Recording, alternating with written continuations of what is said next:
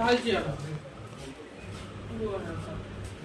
তো জল ঢেলে নিয়েছি আমি, জল গ্লাসটা এখন উল্টো দিক করে দিলে কি হবে?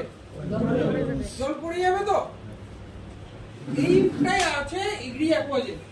এটাতে এগ্রি অ্যাকোয়াজেল আমি স্যারের এটা স্যার কিছুটা নিয়ে এসেছে। তো এই এগ্রি অ্যাকোয়াজেলটাকে আমি গ্লাসের মধ্যে ঢালবো, দেখবো কি হয়।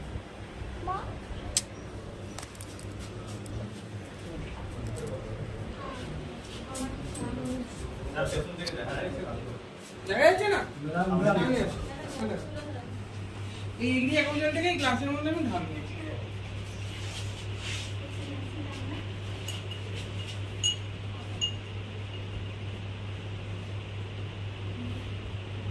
কি হয় কি?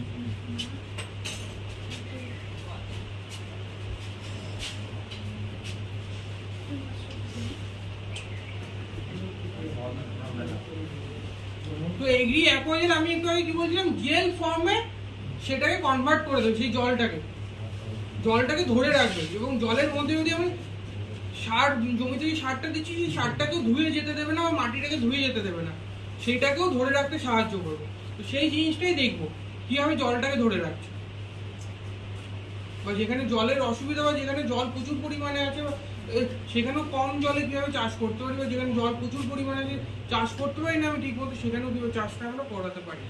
তো ম্যাম দেখাবে এবার একটু সবাইকে তুলে। একটু আগে জল ছিল তো, ম্যাম কিন্তু একবারে ম্যাজিশিয়ান, জাদু করে দিল একদম। জলটা আটকে গেছে, তো নিচটা তো সিল করাই আছে, তো উপর দিয়ে পড়ার কথা, তো উপরটা আমি উল্টে দেখাচ্ছি। এই দেখুন,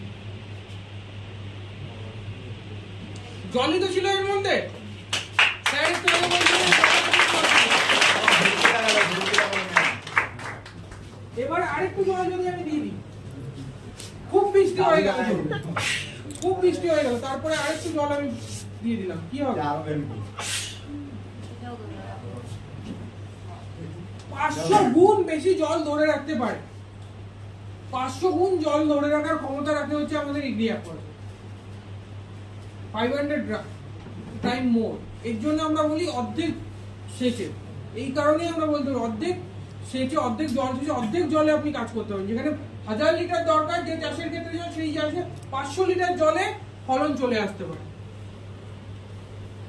এর মধ্যে যদি আরো দিই, আরো ধরবে। আর এটা কিরকম হয় একটু সবাইকে দেখিয়ে দিই। ম্যাম টাচ করে দেখবে।